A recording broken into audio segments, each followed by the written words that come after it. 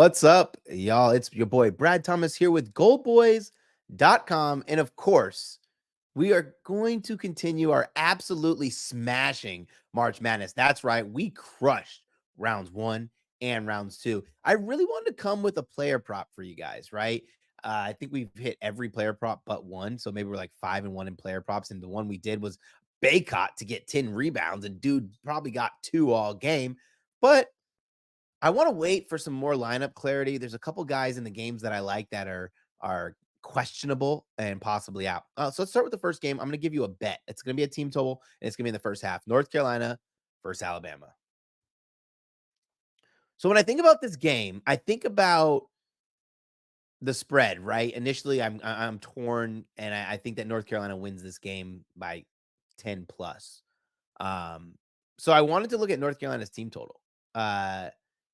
But I also want to look at their team total and see if there was a way that Alabama could still win the game and North Carolina still covers the spread and their team total. Still covers their team total and Alabama wins the game. 89.5, little too rich for my blood. I would have probably played it at 83. Not that I don't think that North Carolina can get up there. I think the Tar Heels are only averaging somewhere close to 83 points per game, 81 to be exact, 20th in the nation. Nothing that I'm really excited about. Their pace is okay, 70th, 56th in the country. Field goal percentage is fine, but they're not really good at shooting threes. I do think the Tar Heels will be physically imposing, especially with Baycott. But if Alabama, what they showed by bringing guys off the bench due to foul trouble, if they can get these young, big bodies that they have in the paint and ball, I think North Carolina could be in for some trouble. So I wanted to find a bet that could cash regardless of who wins the game. And I found one, y'all.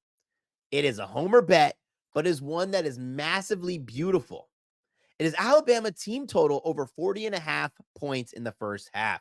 You might be saying, Brad, why would you take that after Alabama barely scored last game? Probably burned a lot of people. You have to remember, if you watched the game early in the game, Wrightsell, the best 3-point shooter for the Crimson Tide, got injured and was out the rest of the game. He had a head injury. If he comes back, great. But a lot of the game plan early in that game was trying to swing the ball, get out in transition, and shoot threes, mainly with Wrightsell.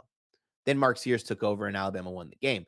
So I'm taking them over 40.5. If you want to go and you want to look at stats and say, Brad, how do the stats align? Alabama is, I believe, top 3 in first half points scored per game, 43.5. So then we have to look at North Carolina. North Carolina with big old Baycott, who's been in college for 25 years. They got to be stout defensively, right? In the first half. Wrong. 118th in points allowed in the first half per game. While it's not quite the 40 number, that does tell a story that's pretty important. Because if you look at the ACC, which the teams that are factored into this weight and this number, a lot of these teams play really slow. And a lot of these teams aren't really great offensively. So if they're 118th playing in the ACC, that means teams can score on them. When we look at their defensive rating, it's good, right? 99.7, 39th in the country. But if you look at Alabama's offensive rating, I think they're like, I don't know. I can't remember. I can't find it. And I don't care. It's good. That's all I care about. Okay, it's 123.2. My producer straight whispered it in my ear. That's good for T third in the country. True shooting percentage, 60.6%. Good for T fifth. And yes, of course, they're led by All-American Mark Sears. So for me, that game, I don't care who wins from a betting perspective, as long as Alabama scores at least 41 in the first half. Let's talk about the next game. I promise I'm not going to be as long-winded in this game, Duke versus Houston, because I think that if you were to be honest and you were to sit here and do a show, right, and you were to take a coin, you were to flip heads or tails on the coin, you can make a case for either side, right? Like even looking at their logs, you're like, wow, this is probably a good bet regardless of which way you go.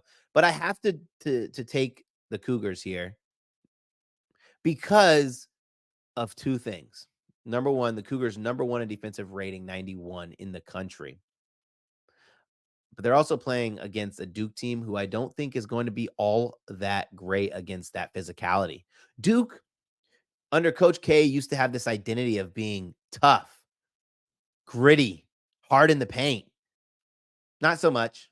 They lack that physical edge, and I think Houston's going to be able to exploit that. Another reason, Houston also is coming off a near shock to Texas A&M, but I actually had Texas A&M power rated pretty high.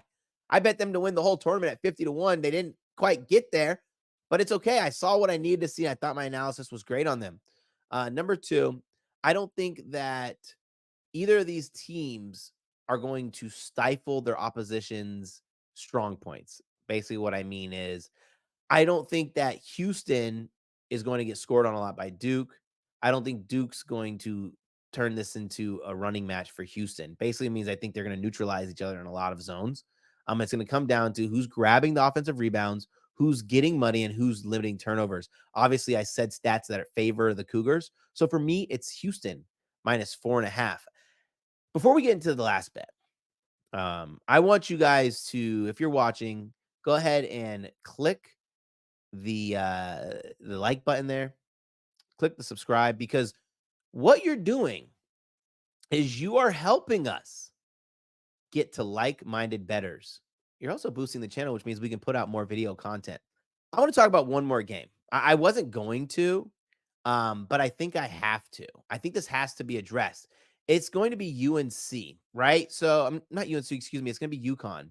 And why I say this, that I have to address it. First of all, Mike Greenberg, Greeny, said that UConn um, could make the play-in tournament if they're in the NBA.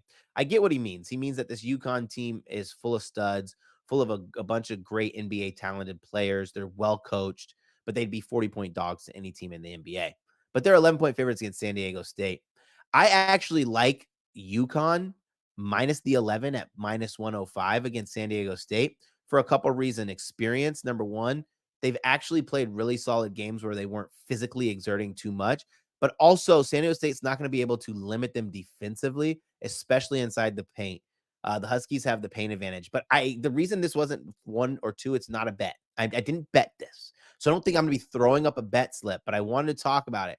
If you are a guy who likes to tease lines or play alt lines, I think this is one of those where you take Kentucky one of two ways. You take Kentucky down to minus 7.5 and you parlay them with your favorite money line, or you get Gutso and you take Connecticut, UConn plus 20, right? Hear me out. UConn plus 20 and Alabama money line at plus 160. It's going to pay you kind of close to 10-1. I think both of those things can happen. First and foremost, I want to thank our sponsors, Sleeper Picks. Shout out to you. You are the best. And again, make sure you smash that like button. Make sure you subscribe, ring the bell. I'll notify you when we go live. And remember, gambling should be fun. If you're having a gambling problem, make sure you pick up the phone and call 1-800-GAMBLER. I'm Brad Thomas. Have a great time.